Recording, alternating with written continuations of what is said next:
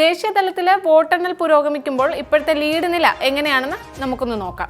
ആദ്യം നമുക്ക് മൊത്തത്തിൽ ദേശീയ തലത്തിൽ ഒന്ന് പരിശോധിക്കുകയാണെങ്കിൽ നമുക്കിപ്പോൾ കാണാൻ സാധിക്കുന്നത് 290-ലധികം സീറ്റുകളിൽ NDA മുന്നേറുന്ന ഒരു സാഹചര്യമാണ്.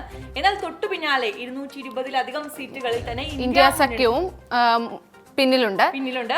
അതൊരു കനത്ത പോരാട്ടം എന്ന് തന്നെ നമുക്ക് പറയേണ്ടിയിരിക്കുന്നു. കാരണം കഴിഞ്ഞ വട്ടം തെരഞ്ഞെടുപ്പിൽ BJP മുന്നിലായിരുന്ന BJPക്ക് സാധിക്കാതെ ഒരവസ്ഥയാണ് ഇപ്പോൾ നിലവിലുള്ളത്. ഇനി നമുക്ക് ചില സംസ്ഥാനങ്ങൾ എടുത്തു പറയേണ്ട ചില സംസ്ഥാനങ്ങൾ എടുത്ത് നമുക്കൊന്ന് പരിശോധിച്ച് നോക്കാം. ആദ്യം നമ്മൾ മഹാരാഷ്ട്രയിലേക്ക് പോവുകയാണെങ്കിൽ അവിടെ നമുക്ക് ഇന്ത്യ സഖ്യത്തിന്റെ ഒരു കനത്ത മുന്നേറ്റമാണ് നമുക്ക് കാണാൻ സാധിക്കുന്നത്. 30 സീറ്റുകളിൽ ഇന്ത്യ സഖ്യം മുന്നേറിക്കൊണ്ടിരിക്കുകയാണ്. കഴിഞ്ഞ പ്രാവശ്യം ഇത് NDA നല്ലപോലെ ലീഡ് ചെയ്ത ഒരു കാര്യമായിരുന്നു മഹാരാഷ്ട്ര എന്ന് പറയുന്നത്. എന്നാൽ ഈ പ്രാവശ്യം 17 സീറ്റിൽ NDA ഒതുങ്ങുന്ന ഒരു സാഹചര്യമുണ്ട്. മൊത്തത്തിൽ 48 സീറ്റുകളാണ് മഹാരാഷ്ട്രയിൽ വരുന്നത്. അതിൽ 30 സീറ്റുകളിൽ ഇപ്പോൾ ഇന്ത്യ മുന്നണിയാണ് ലീഡ് ചെയ്ത് നിൽക്കുന്നത്. ഇനി നമുക്ക് തമിഴ്നാട്ടിലേക്ക് പോയി കഴിഞ്ഞാൽ ഇന്ത്യ മുന്നണിക്കൊപ്പം നിൽക്കുന്ന DMK ആണ്. അവിടെ 39 സീറ്റാണ് DMK ലീഡ് ചെയ്ത് നിൽക്കുന്നത്. ഒരു സീറ്റ് മാത്രമാണ് തമിഴ്നാട്ടിലുള്ളത്. പിന്നെ പറയേണ്ട ഒരു കാര്യം CPIM-ന് അവിടെ 2 സീറ്റിന്റെ ഒരു മുന്നേറ്റം നമുക്ക് കാണാൻ സാധിക്കുന്നുണ്ട്.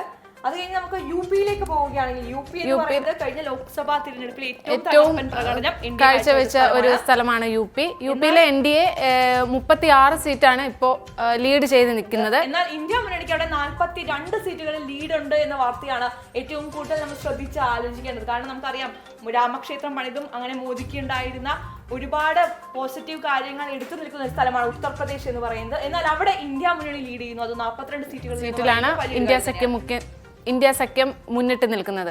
അടുത്തത് നമ്മൾ കർണാടകയിൽ നോക്കുകയാണെങ്കിൽ കർണാടകയിൽ NDA ആണ് നിൽക്കുന്നത്. NDA 18 സീറ്റിലാണ് മുന്നിൽ നിൽക്കുന്നത്.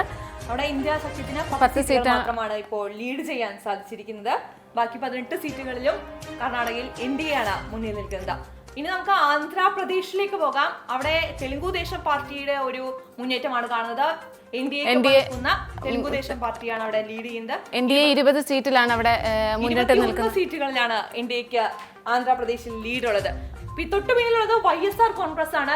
ആന്ധ്രാപ്രദേശിലെ പാർട്ടിയാണ് YSR കോൺഗ്രസ് എന്ന് പറയുന്നത്. അവർക്ക് 4 സീറ്റിന്റെ ലീഡാണ് ആന്ധ്രാപ്രദേശിൽ നമുക്ക് കാണാൻ സാധിക്കുന്നത്. അടുത്ത ഡൽഹിയാണ്. ഡൽഹിയിൽ ആം ആദ്മി പാർട്ടിനെ പിന്നിലാക്കിക്കൊണ്ട് BJP മുന്നേറുകയാണ്.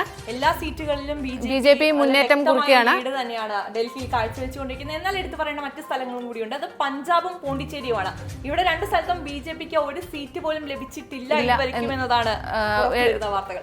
ഇനി നമുക്ക് കേരളത്തിലേക്ക് നോക്കുകയാണെങ്കിൽ കേരളത്തിൽ ഇപ്പോൾ ഇങ്ങനെ പെട്ടെന്ന് മാറി ലീഡ് നില മാറി നിൽക്കുകയാണ്. തിരുവനന്തപുരത്ത് ആദ്യം ശശി തരൂരായിരുന്നു തിരുവനന്തപുരത്ത്, പിന്നീട് അത് ചന്ദ്രശേഖറിലേക്ക് വന്നു, പിന്നെയും വീണ്ടും ശശി തരൂരിലേക്ക് വന്ന് നിൽക്കുകയാണ്. സാഹചര്യം ഇപ്പോൾ നിൽക്കുന്നുണ്ട്. 13,000-ലധികം വോട്ടുകൾക്ക് ഇപ്പോൾ ശശി തരൂരാണ് മുന്നിൽ നിൽക്കുന്നത്. പിന്നീട് പറയേണ്ടത് ആറ്റിങ്ങൽ മണ്ഡലത്തെ കുറിച്ചാണ്. ആറ്റിങ്ങലിൽ ഒരു ത്രികോണ മത്സരം, വളരെ കനത്ത രീതിയിലുള്ള ത്രികോണ മത്സരം തന്നെ നടക്കുന്നുണ്ട് ആറ്റിങ്ങൽ എന്ന് പറയേണ്ടിയിരിക്കുന്നു. ആദ്യം അടൂർ പ്രകാശ് ആയിരുന്നു, പിന്നീട് V ജോയ് വന്നു, ഇപ്പോഴും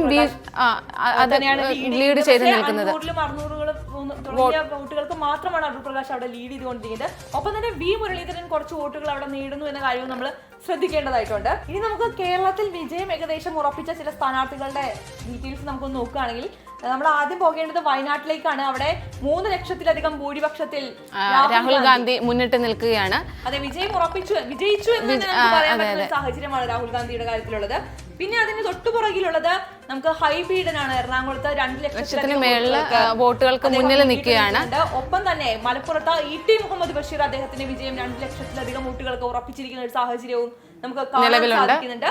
അബ്ദുൾ സമദ് സമദാനി, മുസ്ലിം ലീഗിന്റെ മറ്റൊരു സ്ഥാനാർത്ഥിയായ അബ്ദുൾ സമദ് സമദാനി തൊട്ടു പിന്നിൽ തന്നെയുണ്ട്.